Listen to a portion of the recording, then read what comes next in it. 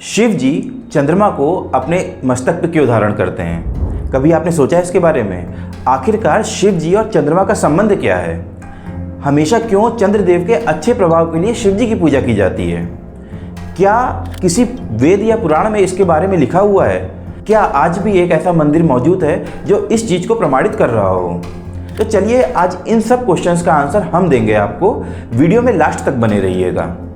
तो यह बात है उस समय की जब ब्रह्मा जी ने पृथ्वी की रचना की थी और अपने पुत्र दक्ष को उन्होंने पृथ्वी पर भेजा था शासन करने के लिए। सारा लेखा जोखा सब कुछ दक्ष रखते थे। दक्ष को हम दक्ष प्रजापति के नाम से भी जानते हैं। दक्ष की टोटल 60 पुत्रियां थीं, 60। उसमें से 27 का विवाह उन्होंने चंद्रदेव के साथ किया। चंद्रदेव सिर्फ एक ही पत्नी पे ध्यान देते थे जिनका नाम था रोहिणी। अब होता क्या था कि भाई जब एक ही पत्नी पे आप ध्यान दे रहे हैं तो बाकी 26 जो पत्नियां थी उनकी वो काफ़ी दुखी हो जाती थी। जब वो दुख बहुत ज़्यादा बढ़ गया तब वो अपने पिता दक्ष प्रजापति के पास पहुंची और उन्होंने दक्ष प्रजापति को इन सब चीज़ों के बारे में बताया। तो दक्ष ने चंद्रदेव को बुलाया और उनसे यह बात कही। तो चंद्रदेव ने उनको आश्वासन दिया कि अब ऐसा नहीं होगा। लेकिन फिर भी चंद्रदेव सुधरे नहीं और सिर्फ एक ही वाइफ पे ध्यान दे रहे थे। इससे रुष्ट होकर और इससे क्रोधित होकर दक्ष प्रजापति ने चंद्रदेव को क्षय रोग का श्राप दिया। इस रोग में होता है क्या है, शरीर सड़ जाएगा और गल जाएगा। अब चंद्रदेव एक इंपॉर्टेंट देवता हैं और उनके साथ के देवता भी थे। सब बहुत ज़्यादा घबरा गए और फिर वह ब्रह्मा जी के पास पहुँचे कि हम क्या करें। तो ब्रह्मा जी ने कहा कि दक्ष ने अगर श्राप दिया है तो इसमें मैं कुछ नहीं कर सकता, वह श्राप सिद्ध होकर रहेगा। बहुत ज़्यादा विनती करने पर ब्रह्मा जी ने यह बताया कि तुम प्रभास क्षेत्र में जाओ और शिव जी की तपस्या करो। अच्छा, प्रभास क्षेत्र एक महाभारत कालीन टाइम है जो आज गुजरात में सौराष्ट्र क्षेत्र कहलाता है। चंद्रदेव और बाकी देवता सौराष्ट्र क्षेत्र में पहुँचे, प्रभास क्षेत्र, और वहाँ शिव जी की तपस्या की। ऑलमोस्ट उन्होंने 6 महीने शिव जी की तपस्या की। उसके बाद जब शिव जी प्रकट हुए तो उन्होंने कहा कि मैं तुम्हारे श्राप से तुमको मुक्ति नहीं दिला सकता हूँ, पर मैं तुमको इसका उपाय बता सकता हूँ। तो चंद्रदेव ने कहा कि ठीक है प्रभु, आप उपाय ही बता दीजिए मुझे। तो शिव जी ने कहा मैं तुम्हें अपने मस्तक पे धारण करूँगा और तब तुम्हारी इस श्राप से रक्षा होगी।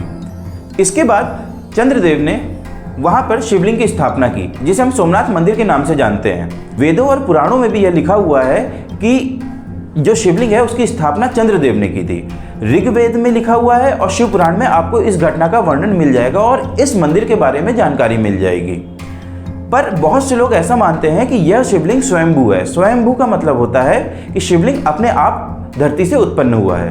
अच्छा, एक बात मैं आपको जो बहुत इंपॉर्टेंट बताना चाहता हूँ, यहाँ पे एक वाण स्तंभ की स्थापना हुई है और जिसका जो एरो है वो आपको साउथ पोल की तरफ जाता दिखेगा। तो इसका मतलब ये निकाला जाता है कि उस जगह से साउथ पोल तक कोई भी भूभाग नहीं है। यह इन्फॉर्मेशन मैंने आपको इसलिए दी क्योंकि हम कितना एडवांस थे उस समय, मैं आपको इस बारे में बताना चाहता हूँ। तो इस पूरी स्टोरी से आप यह समझ गए होंगे कि शिव जी चंद्रमा को अपने सर पे क्यों धारण करते हैं, दोनों के बीच में संबंध क्या है और चंद्रमा के अच्छे प्रभाव के लिए हम शिव जी की क्यों पूजा करते हैं। इसका वर्णन ऋग्वेद में और शिव पुराण में आपको मिल जाएगा। अब आते हैं इसके ज्योतिष के एस्पेक्ट के बारे में कि ज्योतिष इसके बारे में क्या कहता है। देखिए, चंद्रमा हमेशा मन और माँ को प्रेजेंट करता है।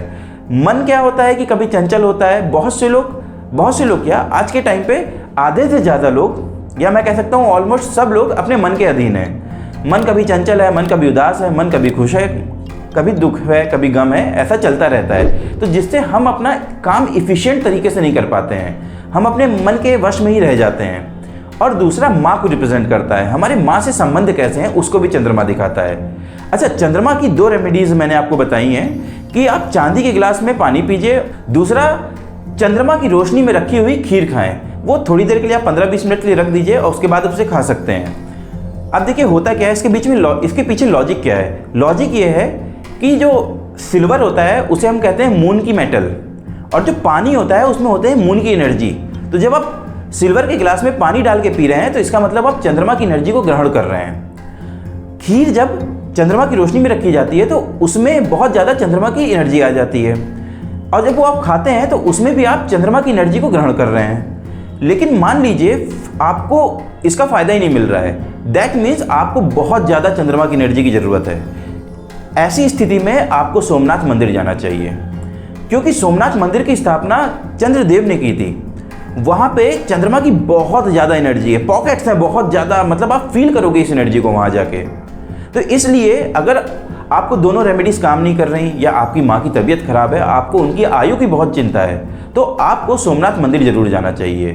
सोमनाथ मंदिर या सोमनाथ शिवलिंग जो है वो 12 ज्योतिर्लिंगों में एक है, और ऐसा कहा जाता है कि जब भी ज्योतिर्लिंग की आप यात्रा चालू करें तो हमेशा सोमनाथ मंदिर या सोमनाथ शिवलिंग से ही करें। धन्यवाद। यह वीडियो अगर आपको अच्छा लगा हो तो इस वीडियो को लाइक करें, चैनल को सब्सक्राइब करें और अपने माध्यम से औरों को यह वीडियो दिखाएं।